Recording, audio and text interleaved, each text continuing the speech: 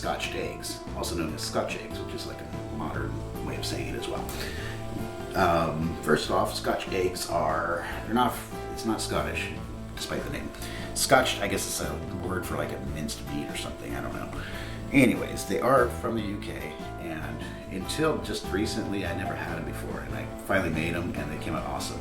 Traditionally it's going to be a hard-boiled egg wrapped in minced sausage, ground sausage, pork sausage usually, and then it's dipped in egg, flour, breadcrumbs, and deep fried. What I'm going to be doing is soft boiled, because that's how I did them and they came out awesome this way. It's really good. It's a little bit trickier when they're soft boiled, they're a little bit more delicate, but I recommend it soft boiled. Unless you don't like soft boiled eggs, then you can hard boil them. So for the ingredients, you're going to of course need your eggs. You're going to need some kind of ground meat. So I'm using a mix of pork and beef, and I also have some ground pork sausage. It's like Italian spicy sausage. For the ground beef and pork, I'm going to be seasoning that. We'll get to that after the eggs. I'll need some breadcrumbs. You can use panko or breadcrumbs. I'm using paneer meal. That's just how you make what we use to make schnitzel. Some flour, some oil to deep fry it in. First things first is I've got some water boiling in a saucepan that is maybe about 1 inch or so of water, just enough to like cover the eggs, to submerge them about halfway. You're not totally covering, just enough for them to just be in there. So bring that water to a boil first, and I'm gonna make about 6. Make a lot because they're not gonna last long, trust me. For the amount of meat I have, 6 is probably just about right. And whatever you do, make sure you leave an egg or two, because you're gonna need that egg wash to dip them into bread. Water's boiling, full boil, and what I suggest is use tongs to place them in there very carefully so that they don't get a hairline crack, and then you have those hairline cracks exploding and splitting your egg. So I'm going to throw those in, set them in rather. Reduce it to a simmer, to about like medium high.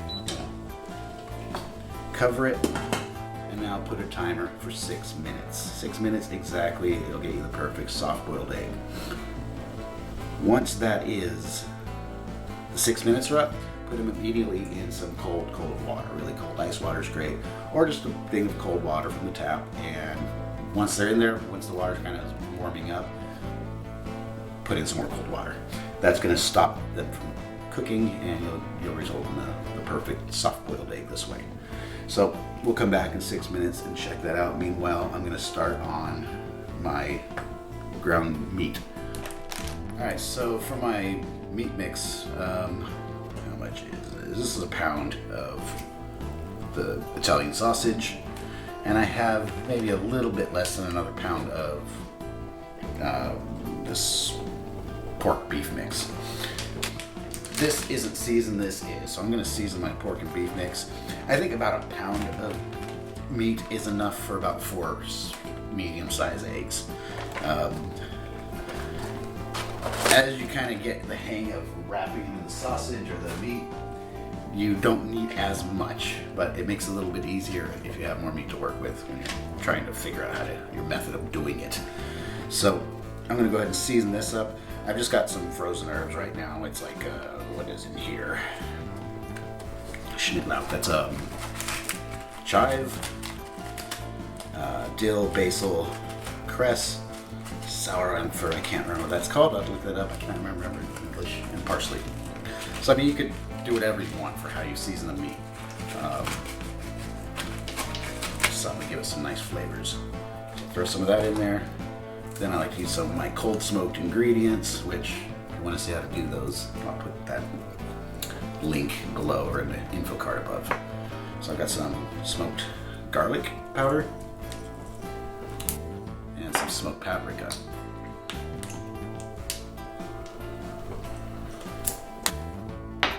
Then of course some salt and pepper.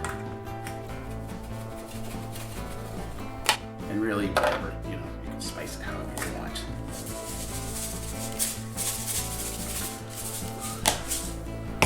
And that's it, just gonna mix this all up, mix in the pork with it, the pork sausage. Okay, so I'm gonna get these eggs out of that hot water as soon as possible. And run these under some cold water. Okay, now everything's ready to start. What I did is I just rolled up the meat into about 6 equal-sized pieces. Peeled the eggs, which is probably the most time-consuming part of this recipe. When they're soft-boiled, you gotta be careful. Even if one breaks apart, like one of mine did, it's okay. You're gonna patch it back up. It'll come out just fine. All right, so I've seen people do this different ways, where they'll put like a piece of plastic wrap underneath. I didn't find that necessary. I'm just gonna flatten this piece out. And at this step, the big trick is to get your hands wet. That's gonna make it a lot easier. Pick that up, patch it together if it falls apart like mine did. Just lay it in your palm.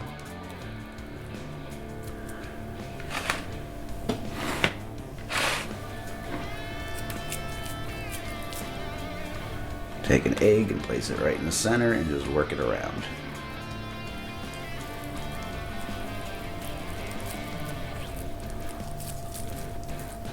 And with the wet hands, you can smooth out the meat a lot easier.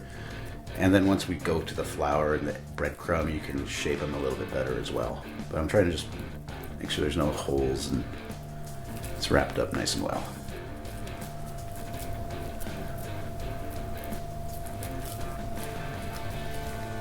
And there we have it. Do one more.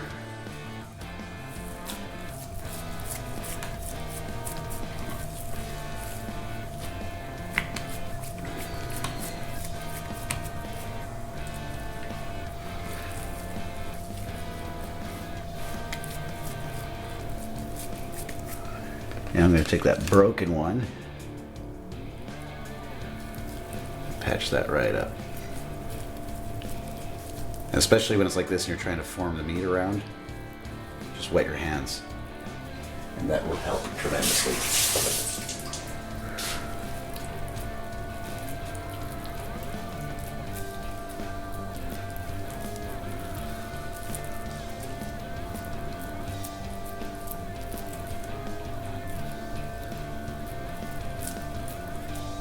There we go, Humpty Dumpty's back together. But next you're gonna get your breading station ready. So what I have is 1 beaten egg. 1 should be enough. If it's not enough, just break another one. Some flour and breadcrumb, and season the breadcrumb. I put some salt and pepper and some paprika and garlic in there. Just a little bit, just adds to it. So I'm gonna take our rolled up one and just coat it in flour.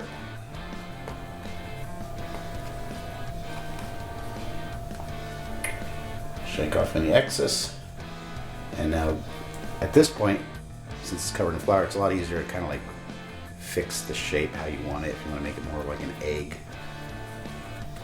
it's a little bit more forgiving at that phase. Then we want to get it coated in egg really well. And then the breadcrumb.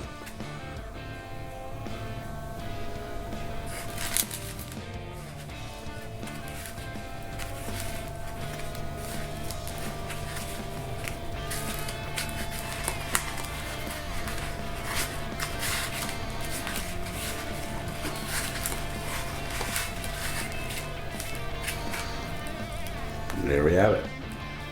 And at this stage, they're ready to be deep fried. Or you can put them in the oven, but deep fried is going to taste better.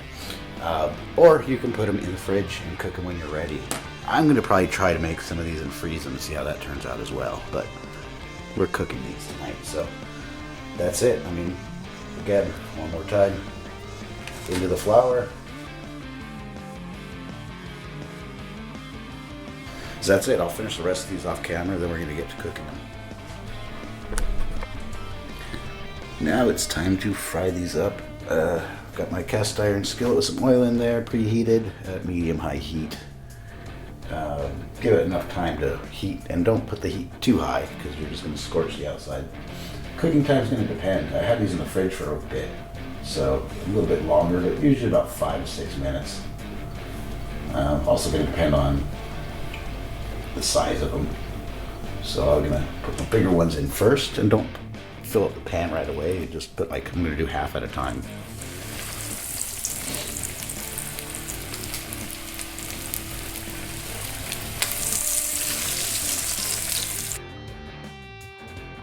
Basically, you're just looking for that nice golden brown color. And I'm going to turn them after a couple minutes.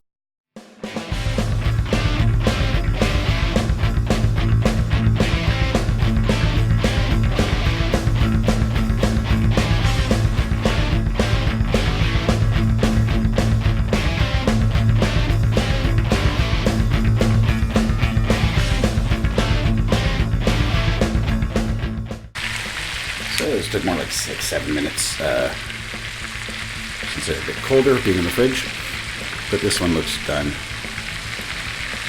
Nice golden brown color. So then put that on some paper towel to soak up some of that oil.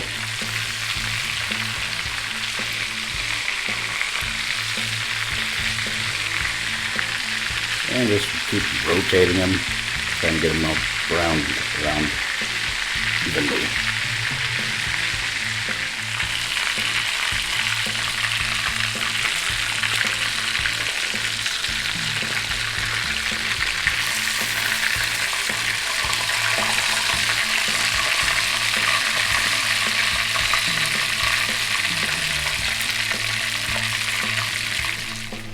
Alright, now my favorite part, besides eating them, is cutting into it.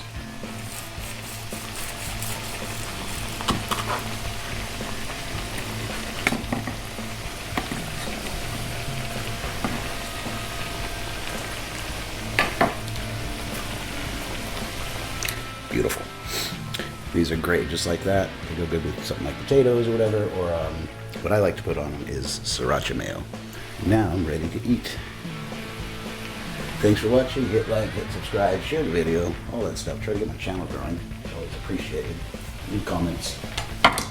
Till next time.